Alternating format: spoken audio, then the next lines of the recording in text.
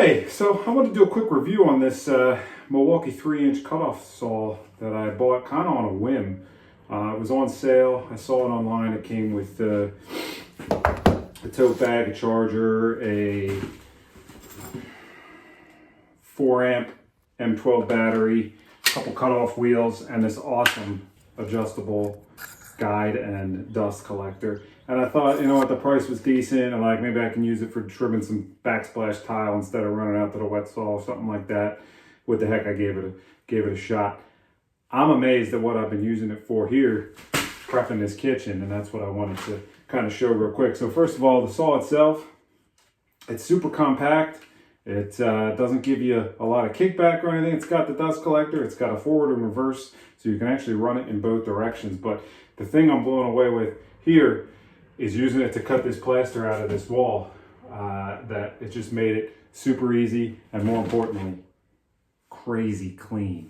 Okay, so what I got here was a kitchen, plaster walls, some adhesive from Drill Backsplash that just is going to be too much of a pain to scrape off. So what I want to do is just get to this point here, cut my plaster clean, pry it off, leave the lath intact, and then I can throw some 1/2-inch sheetrock up there, a couple coats of mud, and it'll be ready for backsplash tile.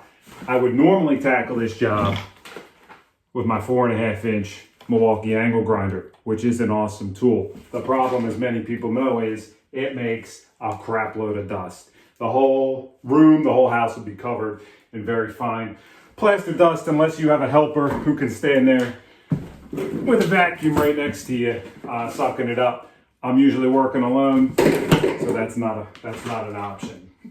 Other problem with the 4.5-inch angle grinder is you want to cut through just the plaster, not the lath also, and it's really hard to keep that depth to the same throughout the whole cut. So I figured, what the heck, I just bought this. It came with a carbide blade on it, a little 3-inch carbide blade, and this adjustable depth attachment here. Let me give it a shot. I'm going to show you that I was really impressed, not just with how fast it worked, but also I was able to set this depth perfectly to cut exactly how deep I wanted to go. And the dust was pretty much non-existent. I attached it with, I'm using my Festool C226 here. I had to do a little bit of field modification until I get the proper dust port here. You know, Festool makes it in their proprietary metric size, and this was the adapter I had, but it worked. I had the Festool sucking that dust up, took my straight lines, didn't touch the lath at all, was able to pop it right off, and really minimal mess, and that's why I show you guys that right here. So as you can see, I can clearly see the line that I'm cutting on because there's no dust. The tool itself goes through the plaster very easily.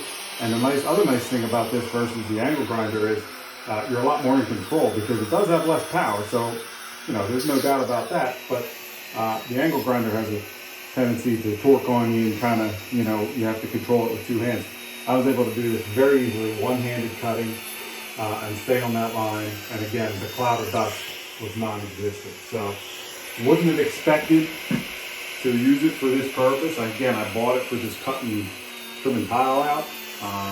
I'll see how that goes once this is ready and I get the backsplash up, but just wanted to share that well worth the price. I think I paid 150 bucks for the tool, the 4-amp battery, came with the dust port, the guide, a nice bag, a charger, and a couple blades. So for doing work on a lot of old houses that I do and running into plaster constantly, it's definitely going to be something that I'm going to keep in my truck and probably be using more often than I would have expected.